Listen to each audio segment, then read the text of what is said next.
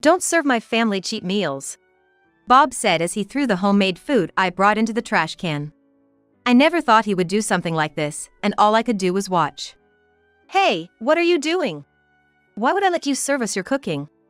Bob replied with a smile. Honestly, I couldn't believe it. To me, wasting food, no matter who made it, is unthinkable. "You're the worst."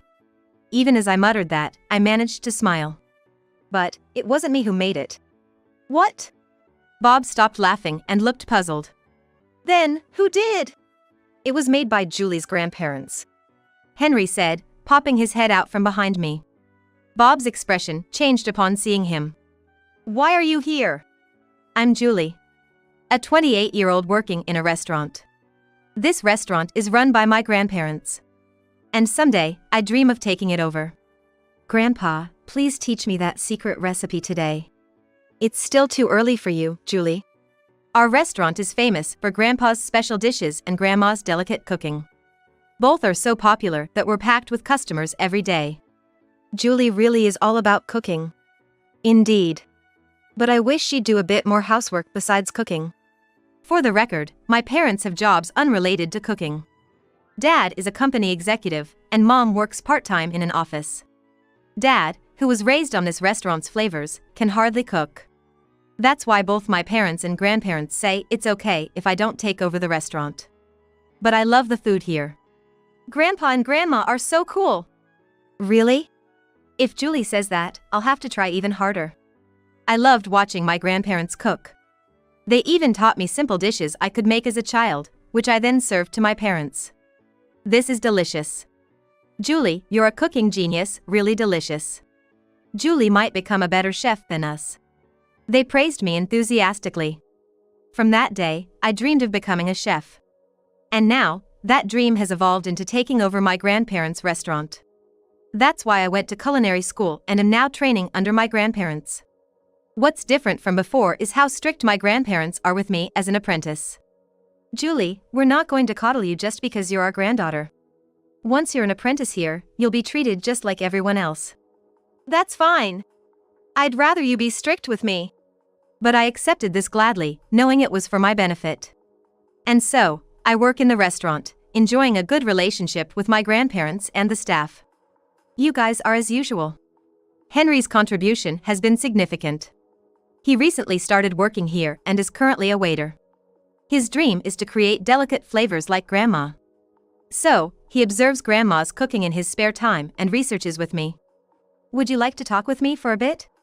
One of our regulars approached me one day. His name is Bob.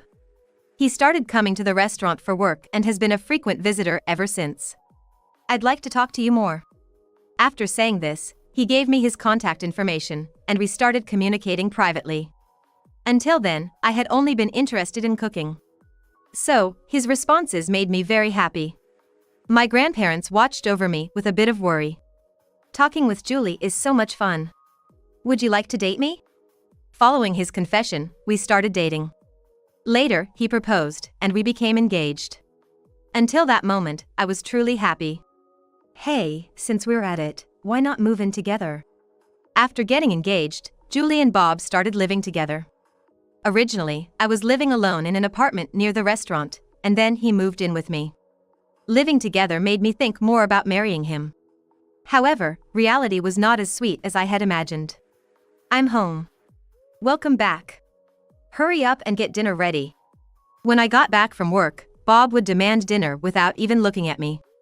He claims to be running a company, which originally belonged to his father, my father-in-law, to be. A few years ago, his father had to be hospitalized due to health issues, and Bob took over in what seemed like a generational shift. However, since his company mainly operates remotely, Bob works from home. Because of that, he's always at home. But he doesn't do any housework at all. Housework is a woman's job.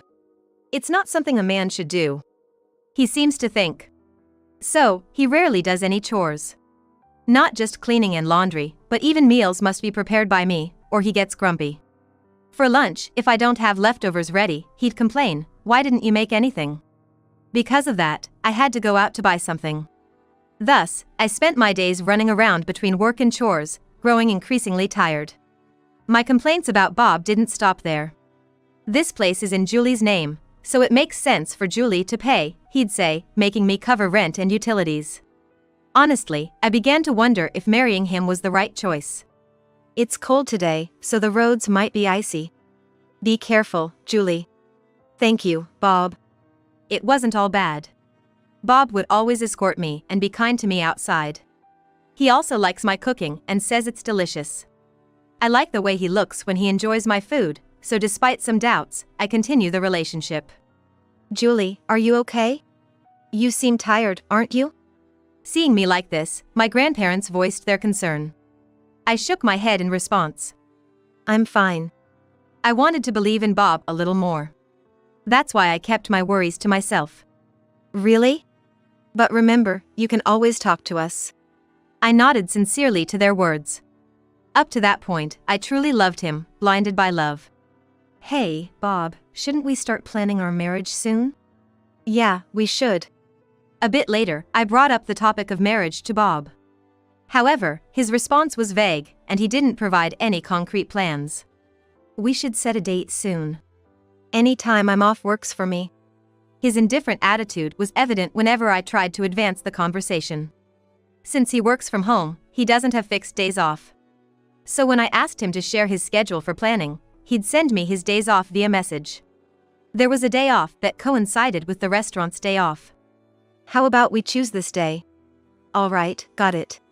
Bob agreed to my suggestion.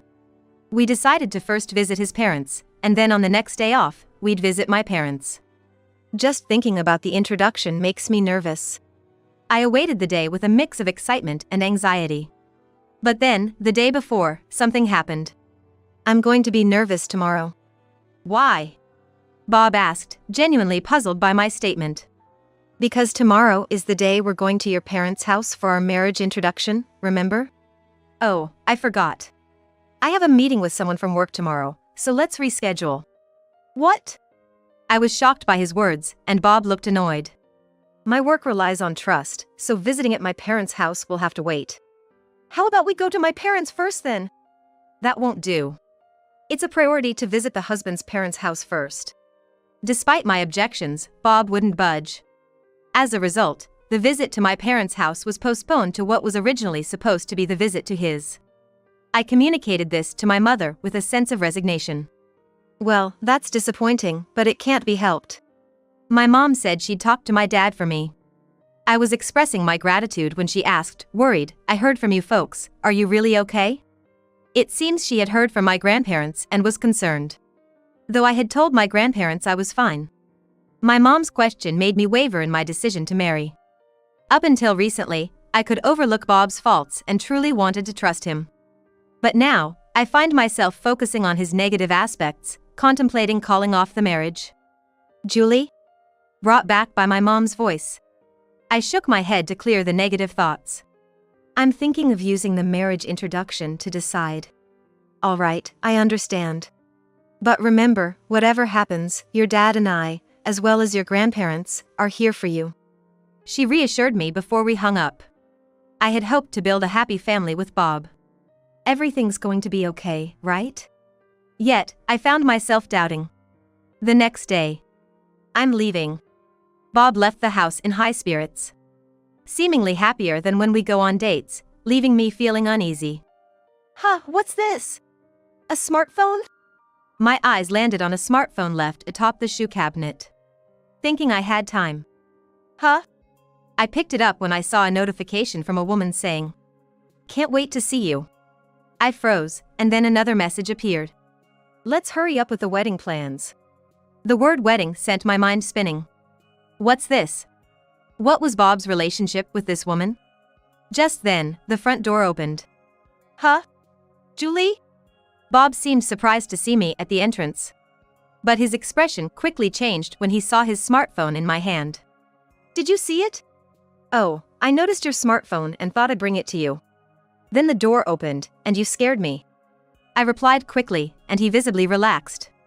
Returning to his usual kind smile. Thanks. He said, taking the smartphone from me.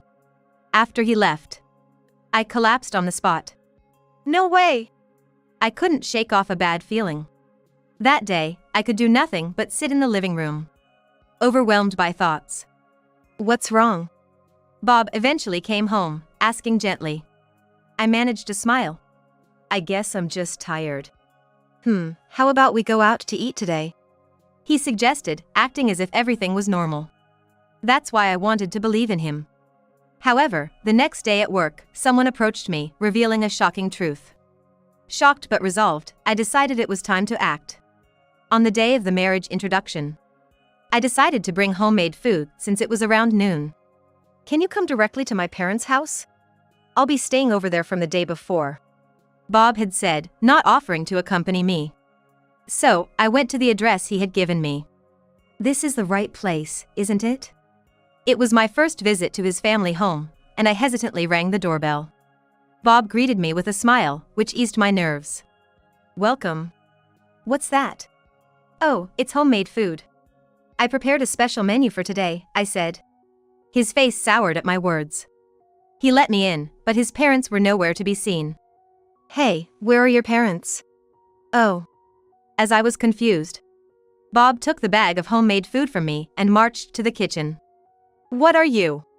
Before I could finish, he took out the food and aimed it at the trash can. Don't serve my family cheap meals. With that, Bob threw the homemade food I had brought into the trash can. I never imagined he would do something like this, and all I could do was watch. Hey, what are you doing? Why would I let you serve your cooking to someone like you? Bob answered with a smile. Bob answered with a smile to my words. Honestly, I couldn't believe it. To me, wasting food, regardless of who made it, is just unthinkable. You're the worst, I muttered, yet I managed to smile. But I wasn't the one who made it. What? Bob stopped laughing and looked puzzled at my words. Then who did? It was made by Julie's grandparents, said Henry, stepping out from behind me. Bob's expression changed upon seeing him. Why are you here? Well, because I'm also a son of this house, Henry replied with a smile. In fact, Henry was Bob's brother and the one who revealed the truth about Bob. Actually, Bob is my brother, and he tried to crush my dream. Originally aspiring to be a chef, Henry planned to attend culinary school, just like me, but was forcibly put into Bob's company. Though given the title of vice president, he was essentially burdened with running the company. Despite being young and often underestimated, Henry was busy every day. But all the credit went to the president. That's why I finally snapped. He submitted his resignation and fled from both the company and home, eventually finding refuge in our restaurant. Since then, every day was fulfilling until Bob showed up.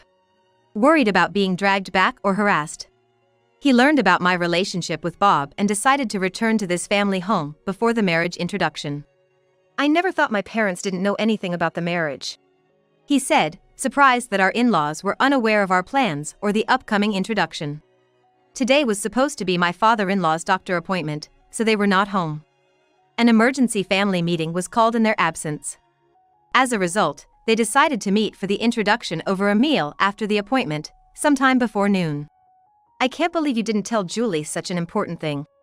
I learned about this not from Bob but from Henry at the restaurant the other day. By then, I was already disillusioned with Bob, but I came today for the sake of his parents who made time for us. Got a call from Dad just now. Looks like the appointment is running late. It seems the appointment was delayed, and they hadn't returned home yet. Bob took this opportunity to throw away the homemade food. Why did he did such a thing? Basically, you just wanted revenge on me for running away, right? So, you don't really love Julie. Am I wrong? Henry's words made Bob flinch. Apparently, Henry had harbored feelings for me. And Bob, upon discovering this after coincidentally visiting the restaurant, deliberately approached me. So, you tricked me into an engagement, but you never really loved me, did you? That's why he treated me carelessly. Thinking it was enough to just be kind, he didn't want to spend money on someone he didn't love, hence not contributing to rent and other expenses. Of course, I was angry at him. So, that is... Bob struggled to find an excuse, his gaze darting around. Yet, throwing away my grandparents' cooking would cause a significant issue for him, something he seemed oblivious to as I smiled again. I'm going to make him pay. My smile was full of determination. And Henry seemed to share the sentiment, smiling similarly. "By the way, I got all of that on video," Henry said, showing Bob the smartphone. The video displayed Bob throwing away the food. Seeing this, Bob wondered why. "Oh, did you forget? What do most people use my grandparents' restaurant for?" "For business." "Right. It's well known enough that many people use it for work." We were astounded that he still didn't grasp the situation. "You might not realize it because you only care about superficial management, but if it gets out that you threw away their food, it'll badly damage your company's image," Henry explained. Bob finally understood, his face turning pale. "I've really done something stupid." Just then, we heard voices and turned to see two people who appeared to be my in-laws. With stern looks on their faces, my father-in-law and a saddened mother-in-law apologized to me and gave Bob a severe look. "I was foolish to leave everything to you. Those restaurant owners have been a great help for years, used by many companies for entertainment. Being frowned upon by that restaurant means a company is in trouble." Bob's act of throwing away food from such respected restaurant owners would likely spell trouble for his company if it became known. "I'll show this video to the restaurant owners. You'll probably be banned, and they'll talk to various companies about it." "What?" Bob went pale and trembled at Henry's words. Then, he looked at me desperately. "Julie, help me!" "Huh?" He clung to me. "Aren't you my fiance? I love you, Julie. Please, help me." To his plea, I showed him a video. It was footage of Bob walking arm in arm with another woman, being affectionate. "Isn't she your real choice? You want to marry her, don't you?" His face went beyond pale to completely white at my question. Yes, Bob had another person he was seriously considering marrying. Perhaps, to him, I was the affair. "I'm calling off our engagement." As I said this, he collapsed on the spot. Ignoring him, I talked to my in-laws. "I'm sorry for causing trouble. Really, I'm sorry." "No, we're the ones who should apologize for causing a fuss." Then, sent off by Henry, I went home. I packed up Bob's belongings and left them outside the apartment. "Is that all his stuff?" "Yes, thank you." Taking only what I needed, I headed to my parents' house. "Thank you for all your help. I'll properly express my feelings another day," Henry said before leaving. I couldn't help but feel a flutter seeing him off. "Henry's a good guy, isn't he?" my mother commented as she emerged from the house. My father also came out, watching Henry's back intently. "You need to improve your judgment in men, not just focus on cooking," he advised. "I'll take that to heart." "No need, he's there for you," my father said, causing my mother and me to exchange glances and laugh together. "Come on, let's go inside. Today, I'll be cooking." "Mom's cooking, I've missed it. Can't wait." As I entered my parents' house with a smile, I had already received a message from Bob saying he couldn't get into the apartment, but I silently blocked his contact. Whatever happened to him was no longer my concern. That thought comforted me. A few days later, Bob rushed into the restaurant. "Julie, help me!" As soon as he saw Bob, Henry stood in front of me protectively. Ignoring Henry, Bob started rambling. "Your dad's company started it, now one after another, contracts are being terminated." I had of course told my father about the situation. Furious, he spoke to the president and decided to terminate the contract. My father's company, a well-known large business locally. Cutting ties meant other companies followed suit, hearing that the grandparents' restaurant was displeased with Bob. "Now my company's in dire straits. Employees are quitting one after another." Those employees were apparently offered new jobs by my father-in-law. Well, they were just victims caught in the crossfire. It's good they could escape from a sinking ship. "Do something. You're the only one who can change this situation," Bob pleaded. Watching him, I wondered why I ever liked him. Probably got carried away because an older man showed interest in me, amidst all the cooking. "Enough already," Henry snapped at him. Not just him, but our staff and regulars glared at Bob too. "You're just facing the consequences of your selfish actions. And yet, you cling to Julie, aren't you ashamed? Shut up! It's all because you quit on your own. And now you're blaming me." "No, it's because you never put in any effort, thinking you'd get everything because you're the president's son." Henry vented his frustration, revealing that Bob had been raised to believe everything would go his way because of his grandparents' favoritism towards the eldest son. Meanwhile, Henry was always told to support his older brother. "That's why I've always been used as a convenient tool for you." Growing up, Henry was burdened with troublesome tasks and robbed of any credit. The in-laws didn't share such beliefs and would scold Bob at times. However, the father-in-law was too busy and ill to keep a constant eye on him. "And you even tried to crush my dream." Bob took over the company when Henry was still in high school. To get him into his own company, Bob deliberately caused a problem that led to the cancellation of Henry's culinary school admission. The issue was nothing more than a rumor fabricated and spread by Bob. When I heard about it, I remembered a rumor I had heard when I was about to go to school. "You know, I heard a kid from a nearby prep school got caught stealing and had their admission revoked. I think they were planning to go to the same school as Julie," a friend had told me. It turned out that the person whose admission was revoked because of Bob's setup was Henry. "Originally, my father wanted someone else to act as the company president. But then my grandfathers intervened, never imagining it would lead to the company's bankruptcy." His father had been ill and it was uncertain when he might have to be hospitalized, so a president's proxy had already been chosen. It certainly wasn't supposed to be Bob, who was still in his 20s. However, the chairman, their grandfathers, meddled and forcibly appointed Bob as the president, also involving Henry in the process. Because of this, it seems the grandfathers are being heavily blamed. "Shut up! It's all your fault! So, the credit goes to you, but the blame falls on me? Have you ever thought about what others would think of that?" Those words made Bob pause and look around. I'll say it again, this restaurant is frequented by business people. That means a lot of Bob's company's clients and related individuals are among them. "Guess that company's done for," muttered a company president who was a regular at the quiet restaurant, as Bob opened his mouth to make an excuse. "You're the kind of man I never want to see again. Don't ever show your face in this restaurant or in front of our granddaughter again." Grandparents shouted as they sprinkled salt.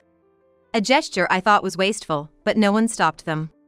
Just as my grandparents said, "Never appear in this restaurant or in front of me again." "I hate you." "I will make her happy." "Clean up your own mess." Our words and the cold stares from around us made Bob run away. Then, as if in approval, everyone applauded Henry, who blushed at the attention. "Well, so, would you like to go out with me?" he said, offering his hand, which I took. More applause broke out, and the grandparents smiled happily. Henry finally spoke up. "Reminds me of us back in the day." "Stop it, you're embarrassing.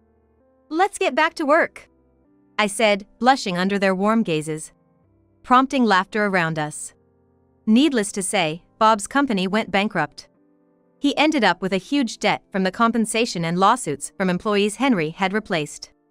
His parents, unable to help him, sold their house and moved to the countryside. Thus, Bob turned to his grandparents for help. However, already aged and having lost trust due to this incident, they couldn't do anything but run from debt collectors. "Watch the seasoning, Henry." "Okay."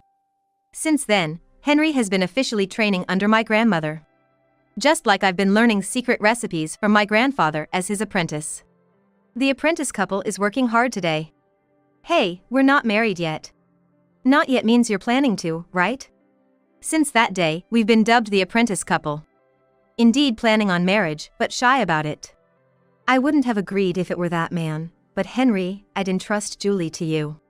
When you're truly married, let us taste the food you both make. Henry and I are living together. We left the apartment we used with Bob and moved into one Henry rented. Thus, we've been spending happy days together, returning home together and sharing household chores on weekends. "You're Julie, right?" One day, while returning home with him, a woman approached us. Henry and I recognized her. "You're Bob's." Yes, she was the woman Bob truly wanted. Unaware of my existence, she only learned of the whole affair when Bob clung to her. She apologized to me. "I'm really sorry." "No worries. Please forget about us and find your own happiness." She apologized repeatedly before leaving. Should you let her off that easily? It's fine. She was another victim of Bob's lies. Plus, Her messages helped me gather evidence of his affair. It was because of the message notification from her that day that I was able to conduct an investigation based on her name. I thanked her, not wanting to remember him any further. Besides, I don't want to remember him any more than I have to. Right. And so, we stepped forward towards happiness. Soon getting married. And continuing to live blissfully, thanks to Henry always putting me first. Today, we were taking a test from my grandparents. Yes, you've passed. Yes, with this taste, we can entrust the restaurant to you, said our grandparents, making us jump for joy. Finally, my dream of taking over the restaurant and his dream of becoming a chef were realized. There was also another piece of good news. Soon after, I found out I was pregnant with Henry's child. Thanks to you, Julie, all my dreams have come true. Thank you truly. All of them? Yeah, I was always disregarded by Bob and the grandfathers, so I was determined to build a happy family, to be happier than him. I smiled at his words. Indeed, his dreams had come true. Then, let's strive to be even happier together. Yeah, we've got to let our child taste our cooking too. We could talk about the future with smiles on our faces. Grateful for the days given to us by Henry, I swung my arms today again to cook.